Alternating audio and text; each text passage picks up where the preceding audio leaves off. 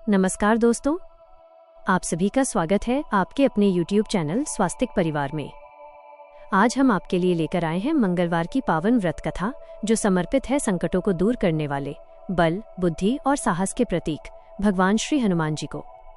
मंगलवार का दिन विशेष रूप से हनुमान जी की पूजा और व्रत के लिए अत्यंत शुभ माना जाता है।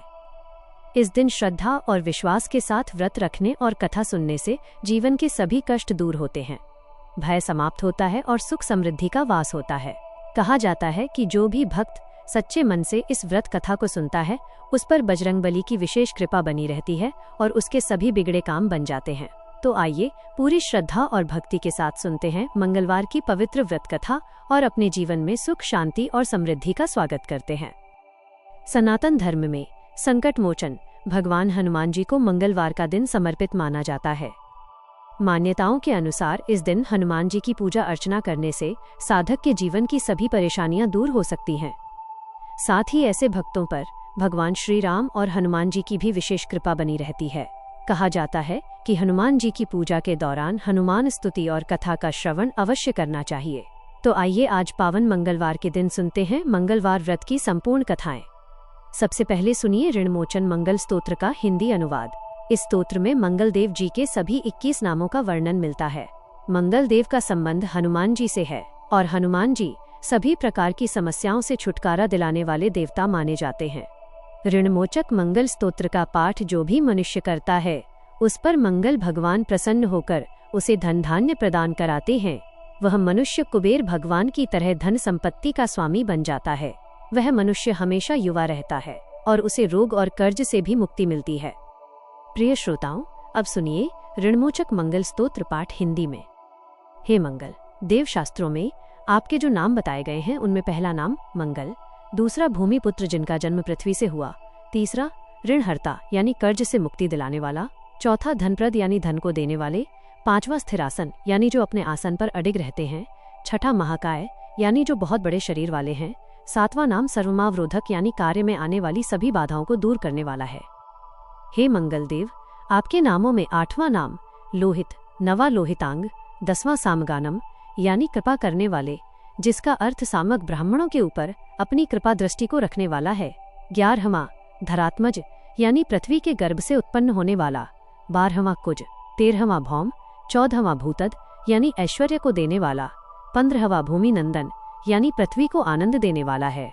हे मंगल देव, आपके नामों में 16वां नाम अंगारक, 17वां यम, 18वां सर्वोगारक अर्थात समस्त तरह की कठिनाइयों को दूर करने वाला, 19वां वृष्टिकर्ता अर्थात वृष्टि करने वाले यानी वर्षा कराने वाला, 20वां नाम वृष्टिहर्ता अर्थात बारिश न होने के कारण अकाल लाने वाला और 21वां नाम सर्वकाम फलप्रदा अर्थात संपूर्ण कामनाओं का फल देने वाला है।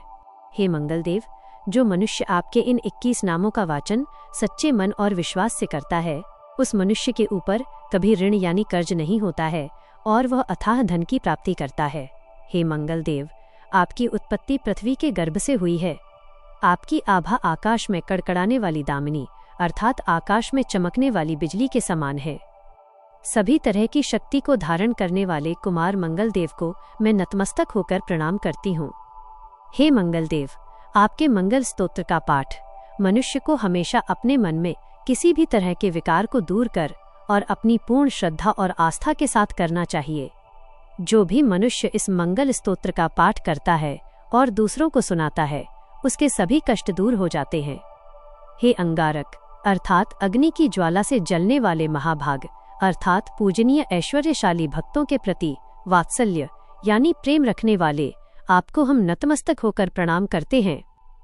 आप हमारे ऊपर किसी दूसरे से लिया हुआ उधार को पूर्ण करवा कर्ज को हमेशा के लिए दूर कर दीजिए। हे मंगल देव, मेरे ऊपर किसी दूसरे का कोई बकाया हो तो उसे समाप्त कर दीजिए। किसी भी तरह की व्याधि हो तो उसे भी दूर कीजिए। हे मंगल देव, मेरी गरीबी को दूर कर अकाल मृत्यु के भय को दूर कीजिए। मुझे किसी भी तरह का डर, क्लेश और मन में दुख हो तो उसे भी हमेशा के लिए दूर कर दीजिए। हे मंगल देव, आपको संतुष्ट करना बहुत ही कठिन है। आप तो मुश्किल से प्रसन्न होने वाले भगवान मंगल देव हैं। आप जब किसी पर भी अपनी कृपा की बारिश करते हैं तो उसे समस्त प्रकार के सुख समृद्धि प्रदान कर देते हैं। जब आप किसी पर नाराज होते हैं तो उसकी सार्वभौम सत्ता को भी तहस नहस कर डालते हैं। हे महाराज, आप जब भी किसी से नाराज होते हैं तो अपनी अनुकृपा दृष्टि से उसे हीन कर देते हैं। आप अप्रसन्न होने पर ब्रह्मा जी, इंद्रदेव और श्री विष्णु जी के भी साम्राज्य संपत्ति को नष्ट कर सकते हैं। फिर मेरे जैसे साधारण मनुष्य की तो बात ही क्या है। प्रभु, आप सबसे शक्तिशाली और सबसे बड़े राजा हैं। हे भगवान, मैं आपसे प्रार्थना करती हूँ कि आप मुझे संतान के रूप में पुत्र प्रदान करें। मैं आपके द्वार पर आई हूँ, आप मेरी मनोकामना को पूर्ण करें। मेरे ऊपर किसी भी तरह से किसी दूसरे से उधार लिया हुआ धन न रहे। मुझे कभी दूसरों के आगे हाथ फैलाना न पड़े। मेरी गरीबी को दूर कीजिए और मेरे सभी तरह के कष्ट और क्लेशों का नाश कीजिए। जो मेरे शत्रु बन चुके हैं उनके डर से मुझे आप मुक्त कराइए। जो भी मनुष्य इन 12 श्लोकों वाले ऋणमोचक मंगल स्तोत्र से मंगल देव की वंदना करता है, उस मनुष्य पर मंगल भगवान प्रसन्न होकर उसे धन धान्य प्रदान करते हैं। वह मनुष्य कुबेर भगवान की तरह धन संपत्ति का स्वामी बन जाता है और वह हमेशा युवा रहता है। श्री ऋणमोचक मंगल स्तोत्र के उच्चारण मात्र से मनुष्य को किसी भी तरह के कर्ज से मुक्ति मिल जाती है। अगर कोई मनुष्य अपने जीवन काल में अपनी आवश्यकताओं की, अपनी कामनाओं की पूर्ति के लिए किसी दूसरे मनुष्य से कर्ज लिया होता है और किसी कारणवश कर्ज चुका पाने में असमर्थ हो जाता है, तो उसे ऋणमोचक मंगल स्तोत्र का पाठ करना चाहिए। कर्ज में डूबे हुए मनुष्य इस ऋणमोचक मंगल स्तोत्र का जाप श्रद्धा और विश्वास के साथ नियमित रूप से करते हैं तो उन्हें कर्ज से मुक्ति मिल जाती है। ऋणमोचक मंगल स्तोत्र पाठ समाप्त। सभी मिलकर प्रेम से बोलिए मंगल देव की जय। अब सुनिए मंगलवार व्रत कथा। एक बार एक ब्राह्मण दंपति थे। उन्हें संतान सुख प्राप्त नहीं था, इस कारण वे बहुत दुखी रहा करते। ब्राह्मण पुत्र प्राप्ति की कामना में हनुमान जी की पूजा करने के लिए एक बार वन को चले गए। वहां भक्ति भाव से वे हनुमान जी की पूजा करने लगे। घर पर उनकी पत्नी भी पुत्र प्राप्ति के लिए प्रत्येक मंगलवार का व्रत करती थी। व्रत के अंत में भोजन बनाकर हनुमान जी को भोग लगाने के बाद ही खुद भोजन करती थी। एक बार किसी कारण से ब्राह्मणी भोजन बनाकर हनुमान जी को भोग नहीं लगा पाई तो उन्होंने अपने मन में प्रण किया कि अब अगले मंगलवार को हनुमान जी को भोग लगाने के बाद ही वह भोजन करेंगी। इस तरह 6 दिन भूखे रहने के कारण मंगलवार के दिन वो मूर्छित हो गई। हनुमान जी उन ब्राह्मण की भक्ति, लगन और निष्ठा देखकर प्रसन्न हो गए। उन्होंने प्रकट होकर दर्शन दिए और कहा, मैं तुमसे बहुत प्रसन्न हूँ। तुम्हें एक सुंदर बालक देता हूँ जो तुम्हारी बहुत सेवा करेगा। तब हनुमान जी ने ब्राह्मणी को बाल रूप में दर्शन दिए और अंतर्ध्यान हो गए। सुंदर बालक को पाकर ब्राह्मणी बहुत प्रसन्न हुई और उन्होंने बड़े प्रेम से बालक का नाम मंगल रखा। कुछ समय बाद जब ब्राह्मण वन से वापस आए तो बालक को देखकर पत्नी से पूछा, ये बालक कौन है? पत्नी बोली, मंगलवार के व्रत से प्रसन्न होकर हनुमान जी ने दर्शन देकर मुझे ये बालक दिया है।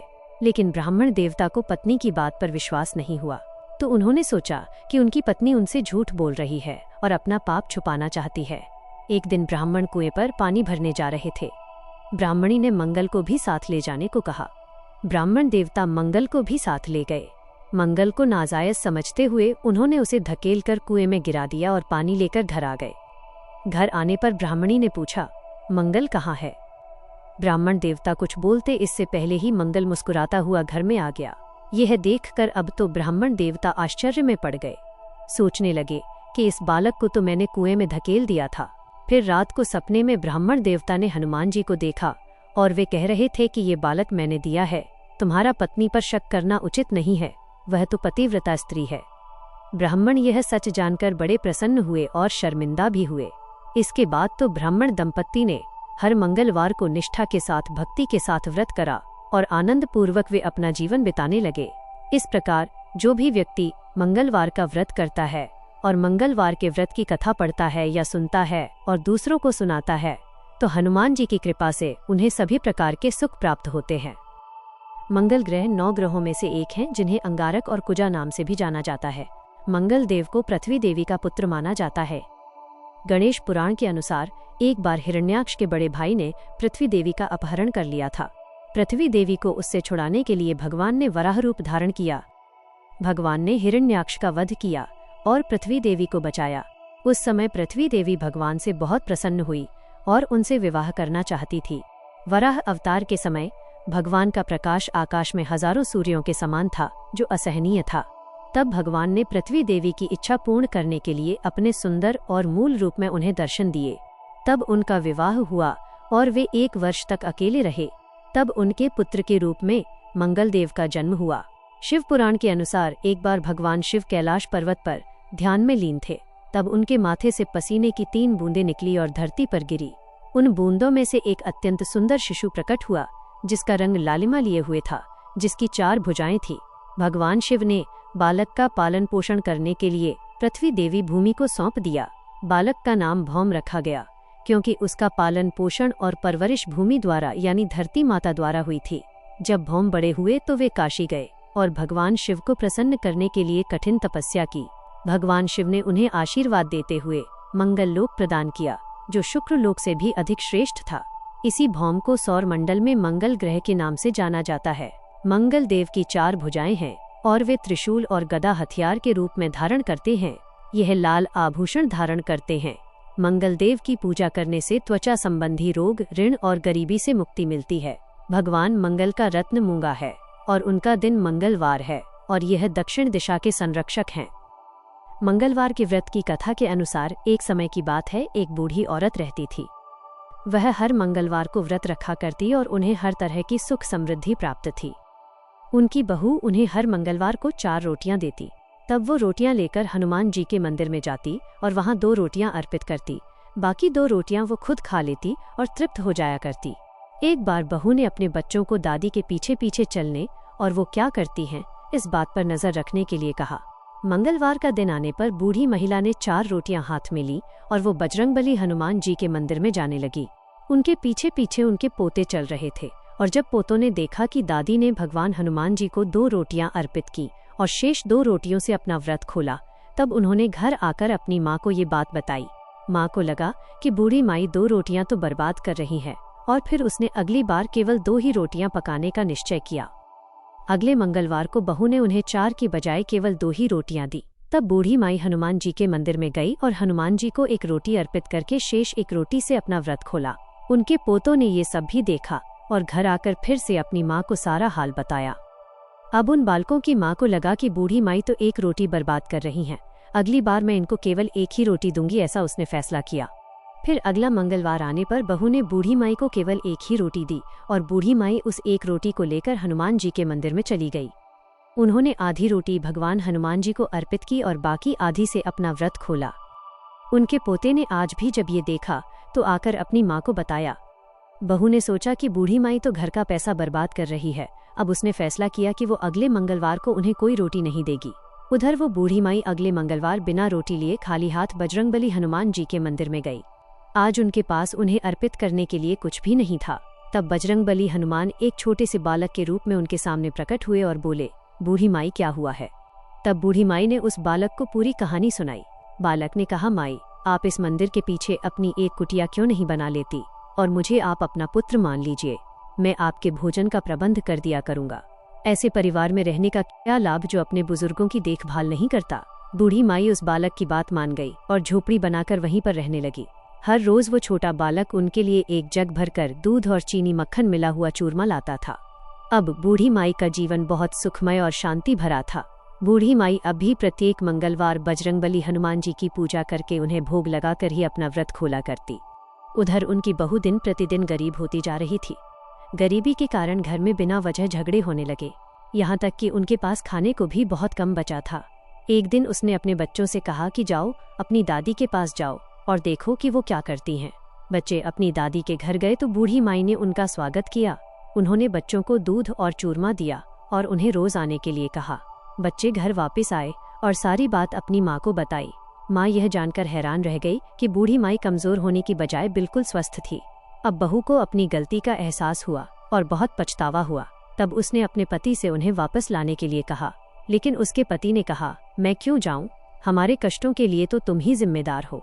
तुम रोज परिवार में झगड़े करवाती हो। तुमने ही तो उन्हें घर छोड़ने पर विवश किया था। तुम तो थोड़े से भोजन के लिए भी उनसे ईर्ष्या करती थी। देखो उनके जाते ही इस घर की सारी सुख समृद्धि मिट गई। तुम्हें बड़ों और उनके नेक कार्यों का कोई आदर ही नहीं है।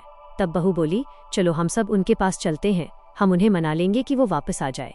तब उसका पति मान गया और वे बुढ़िया माई के पास गए। वहां जाकर उन्होंने देखा कि एक छोटा बालक बूढ़ी माई के पास बैठकर उन्हें भोजन परोस रहा था।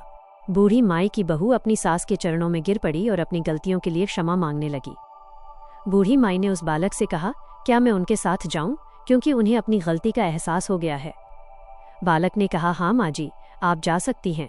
अगर आपको कोई परेशानी हो तो फिर से आप वापस आ जाइएगा। अब बूढ़ी माई अपने परिवार के पास वापस लौट गई। अब भी बूढ़ी माई प्रत्येक मंगलवार का व्रत रखती, लेकिन अब उनकी बहू ने कभी भी हनुमान जी को अपने भोजन का आधा भाग अर्पित करने पर कोई भी आपत्ति नहीं जताई। उनके घर में फिर से सुख समृद्धि लौट आई और वे सभी सुखमय जीवन बिताने लगे। आइए हम सब मिलकर बजरंगबली हनुमान जी से कथा के अंत में क्षमा याचना करें।